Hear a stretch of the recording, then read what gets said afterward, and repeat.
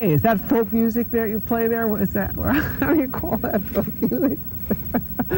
I think it was Studs Terkel who asked Big Bill Brunzi, did he consider his blues music to be folk music? And Big Bill says, well, never heard no horse.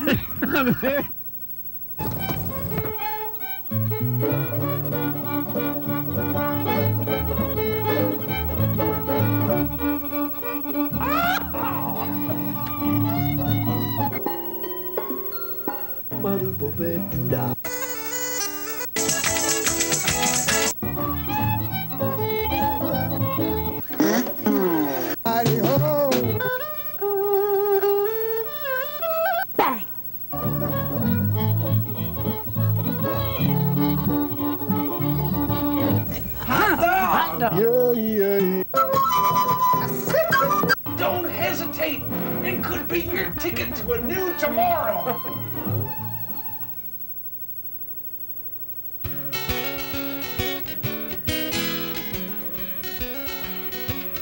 There comes a time, maybe that time is always now, where you have to follow your own heart and your own path and just stop worrying about how it's gonna look to the people around. 'Cause if you know what you need to do, it doesn't matter 2 cents if it doesn't make sense to the majority of the people around you. 'Cause I know that if I'm serious, I've gotta learn to walk the walk. Most of my life I've had it easy, I've had my fun, I've laid down the law. It's all very well to strut your theories, but in the end you gotta get on that horse. Like anyone else, I have my fears. It's like anyone else, I tumble off, but I'm getting back on.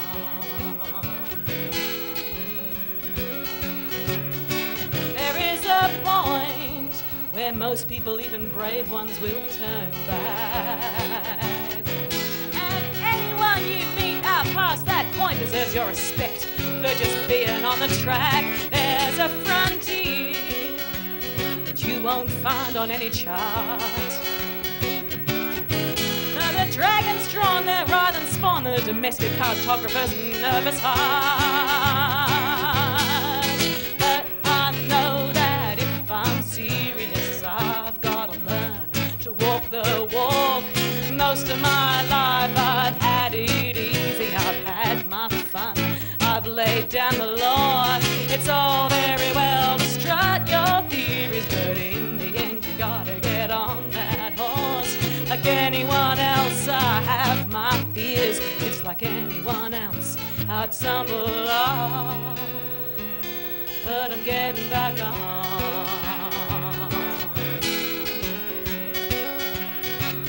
'Cause there is a place beyond the badlands and the wilderness of doubt, a high point where you can look back on your journey, shake your head and wonder how you made it through. The point is you made it through. And stand or fall or win or lose, there's none that can take that away from you.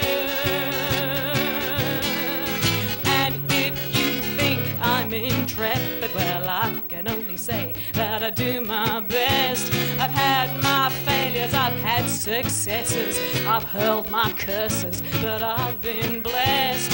In the end, if you want an adventure, you take the risk and accept the cost. 'Cause if you're gonna head into unknown territory, you might get found or you might be lost, but you're taking the chance.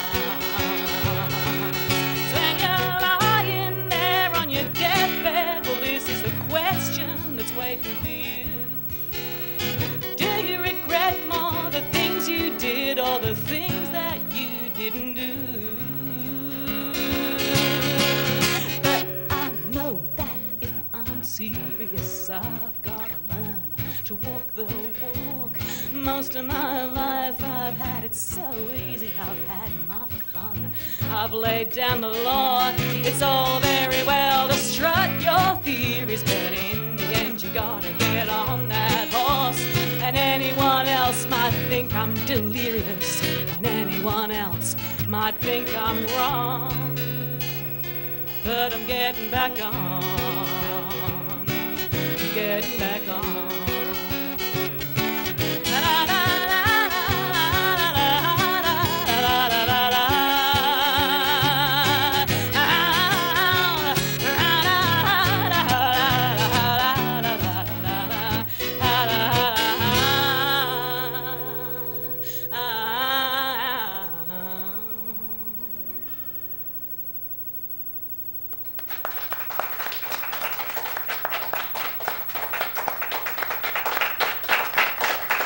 All right. The show is Horses Sing None of It. My name is Ralph Litwin, and the young lady you've just been listening to hails from Australia. She's been touring the world for the last couple of years, and her name is Penelope Swales. Welcome to the show. Thank you very much, Ralph. So tell us, where have you been in the last couple of years? Ooh, wow, lots of places. I've been here a couple of times to the States. I've been into Canada. Last year I toured in the Yukon, which was absolutely marvellously amazing. I went to China last year giving music workshops in a school in Beijing. I also went to Japan and played in a tiny, tiny little bar that was so crowded that there was no room for me on the stage, and I had to kneel on the bar for 45 minutes doing my set, which was like some bizarre form of Japanese torture because it was incredibly painful kneeling on this hard wooden bar playing. All over Australia, of course, New Zealand, United Kingdom, parts of Europe, Austria. Went to Slovenia this year for the first time for about 24 hours. Spain, France.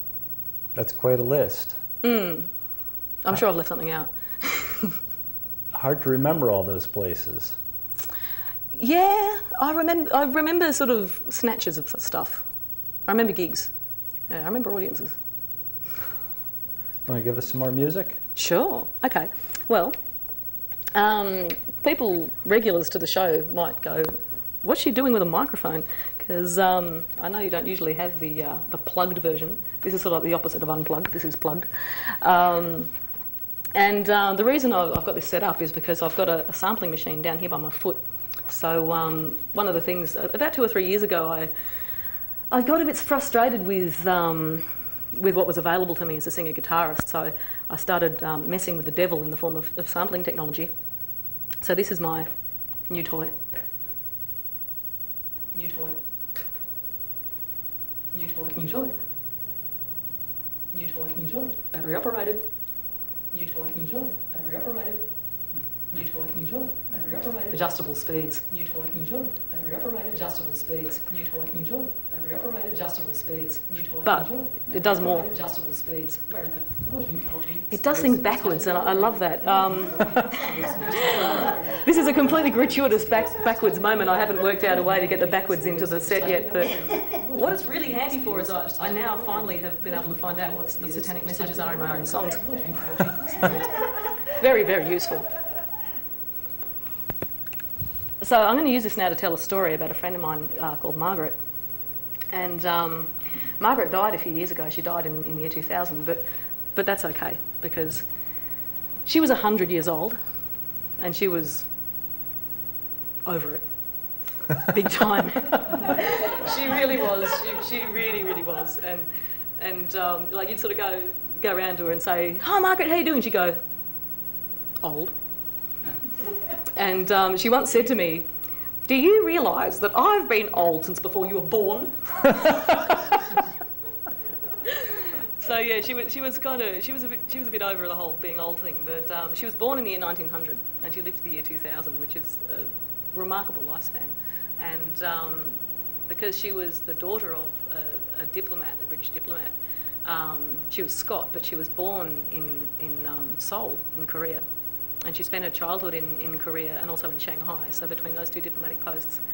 And she then went to Scotland for the first time just before the First World War, and she sort of came into her young womanhood through that World War. And like a lot of women of her generation, she found it very hard to find a man to marry because the casualties were particularly nasty in that war, because they'd invented things like poison gas and machine guns, but they hadn't invented things like penicillin and that sort of thing, so the casualties were very high. And but she did eventually marry, and she married a charismatic ne'er-do-well character who got her with child, and when she had the child, he decided it was all too hard, so he just kind of slunk away, and that was just coming into the Depression. So she then went out to work, and at this point in the story, it's where I'm very glad that Margaret and I didn't discuss politics. She went to work for a man called Anthony Eden, who was an extremely right-wing British Prime Minister of his day. But she remembered him very fondly, and he gave her a set of Chippendale furniture, and yeah, she sort of, like everybody else in Britain, kind of, you know, weathered World War II. And then after World War II, she met a woman called Dorothy, and Margaret and Dorothy lived together for 37 years until Dorothy died, left Margaret her house, which Margaret then sold, and she moved out to Australia, and I met her after that. The precise nature of Margaret and Dorothy's relationship is not known, but I'd like to think that they were very happy together, because it's sad business if you only get one boyfriend in your life. Anyway, so because I'm quite close to her family, I just happened to be there at the time when her possessions were being packed up after she died. And so I sort of helped out with that a bit, and it was just, this song is about how strange and weird and wrong it is to go into someone's private places, like their bedroom and their cupboards and their drawers, and pull all that stuff out and decide what goes and what stays, and have to go through it all. It just feels really, really wrong, but someone's got to do it. And it occurred to me while this was happening that old people must know that this is coming, which is why you never find anything really interesting, hey?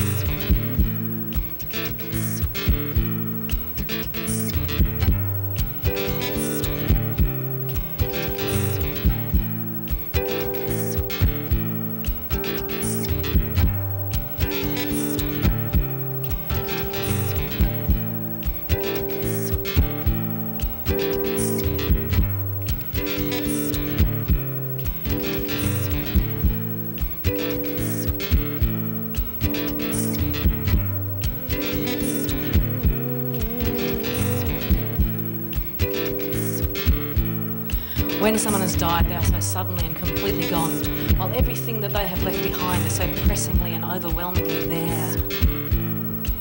What can be sadder, stranger, or more poignant than the rooms in which someone has lived? What can be harder, more arrogant, or more necessary than to clean those rooms out to make way for other lives?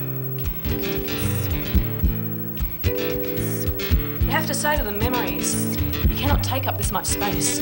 You're no longer entitled to take up so much space when I've lived with a grief that takes up so much space. And everything that we deem irrelevant will be discarded, and everything that we deem valuable will be divided amongst us. And your presence will be swept from these rooms. They will stand empty and bare, and some other person who is, after all, only temporarily alive will come and fill them with their own treasures and their own trifles.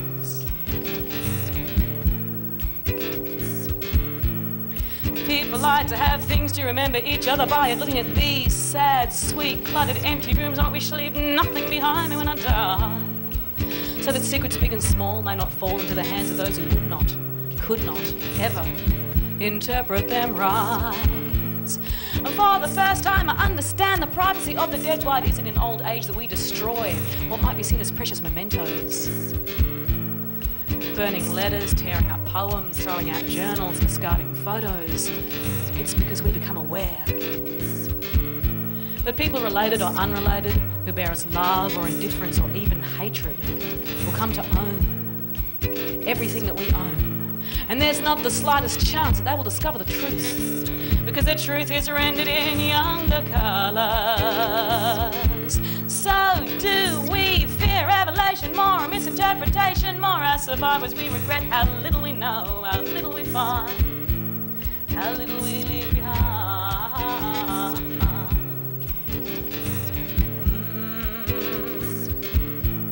How little we leave behind.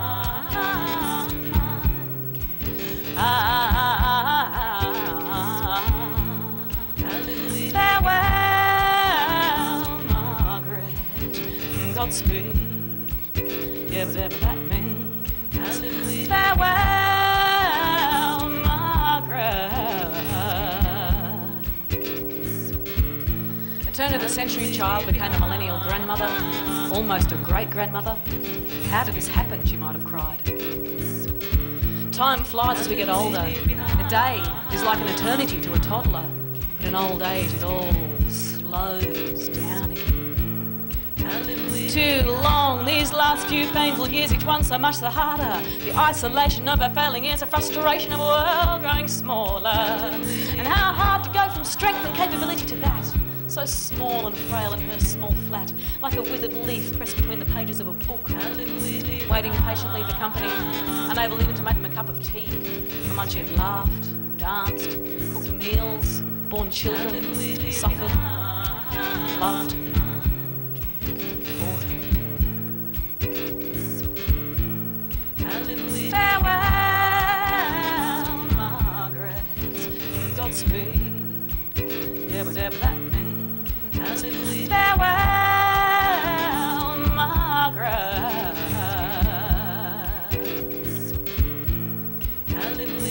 Never live to be 98, she told me when I first met her. It's not worth it. Never was. Old age is such a fetter. How are you, Granny? We lean and shout. A whole long, slow year later. Getting a little old now, dear, she said, with her characteristic humour. I didn't get to hear your thoughts on turning 100 because you could no longer speak, but I think I know what it is you would have said to me. 100 years, you would have said. I must be a lunatic. Shaking your head. Farewell, Margaret, Godspeed, yeah, whatever that means. Farewell, Margaret, Godspeed, yeah, whatever that means. Farewell, Margaret, Godspeed, yeah, whatever that means. Farewell, Margaret, Godspeed, yeah, whatever that means. Farewell, Margaret, Godspeed, yeah, whatever that means. Farewell, Godspeed, yeah, whatever that means. Farewell,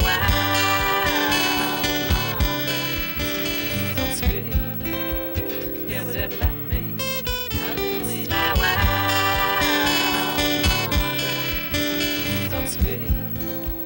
Yeah, whatever that means.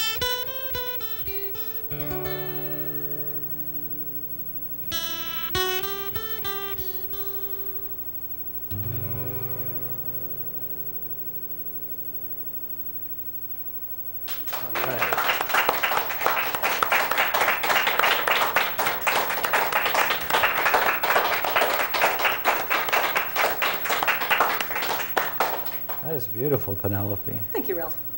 Just keep doing your thing. Well, Okay, all right, I shall. I've got so many things I'd love to play.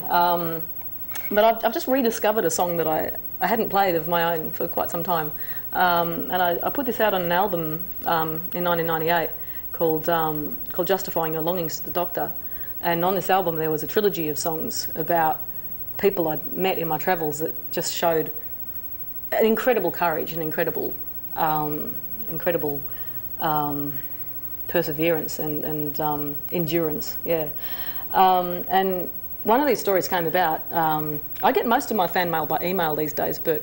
oh, let's tell people how to email you. People can email me. Yes, they can. It's Penelope at penelopeswales.com. And if people get confused about the spelling of Swales, it's a bit like South Wales, but without the O-U-T-H. And you have a new recording out? I do. This is Monkey Comfort. Monkey Comfort. Yeah, and the song I just played is on Monkey Comfort. Yeah. It's a double CD because once I get going, it's a bit hard to shut me up.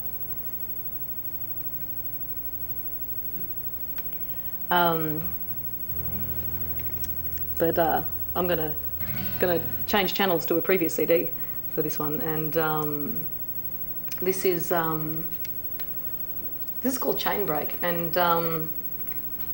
the reason it's called Chain Break is because of all the things that happened at the time. And I was having one of those days, you know, those days when you really feel like you've got problems.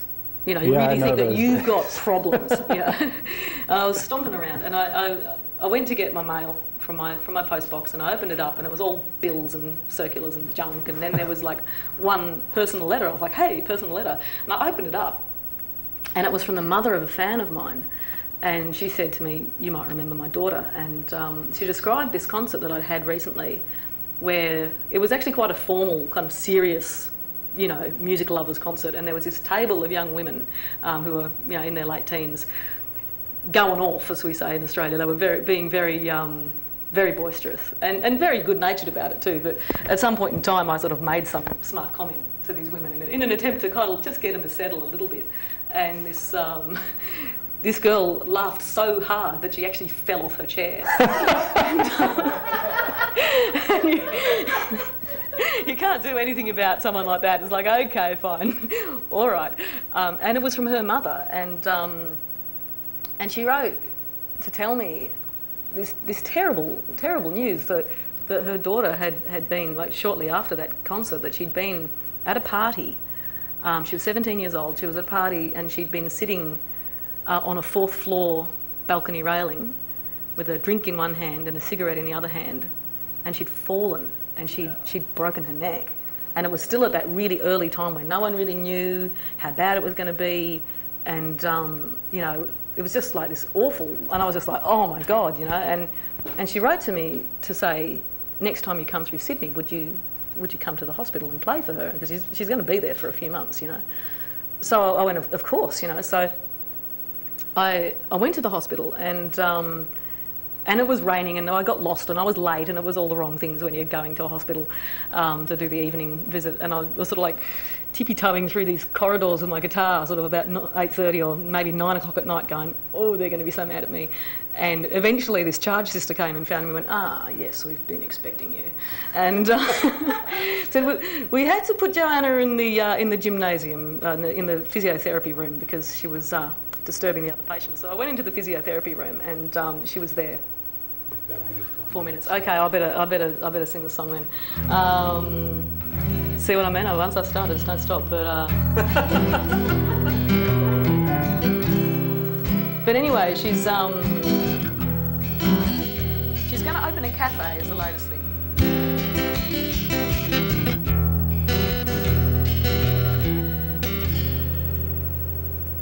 I was stomping around thinking I had problems when I get this letter in the mail, and here it is again, the same human love and courage, the will to fight, the spirit to prevail. And when I think of you, I start crying in the supermarket. That blonde checkout chick thinks I'm a nutcase. And when I think of you, I check I got my seatbelt on. I change the batteries in the smoke alarm. I test the chain brake. It's the joy of life that makes us reckless. When life tastes so good it just couldn't go bad. When you're laughing and the moon's sailing high. When the morning sunlight splashes on the bed. And when I think of you, I start crying in the supermarket. That blonde checkout chick thinks I'm a nutcase. And when I think of you, I check I got my seatbelt on. I'm not thinking of me so much, I'm thinking about my mom.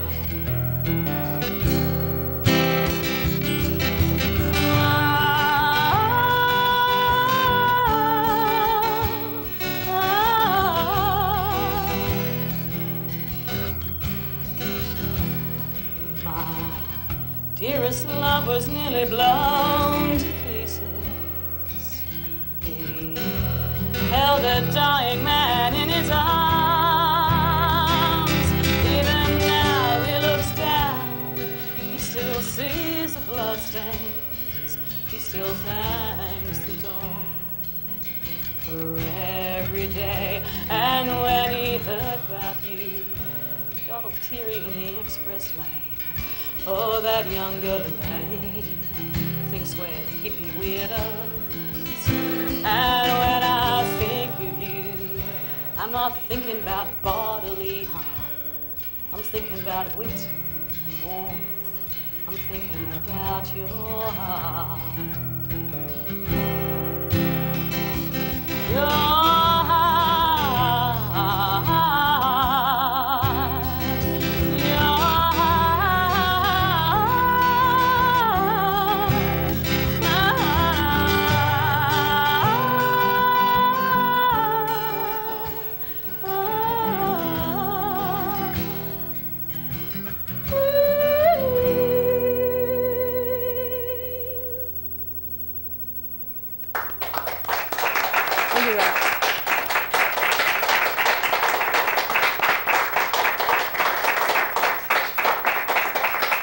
Do we have time to say goodbye? We have just time to say goodbye. Goodbye. I felt so bad about cutting off the storytelling because you're that's such okay. a lovely storyteller.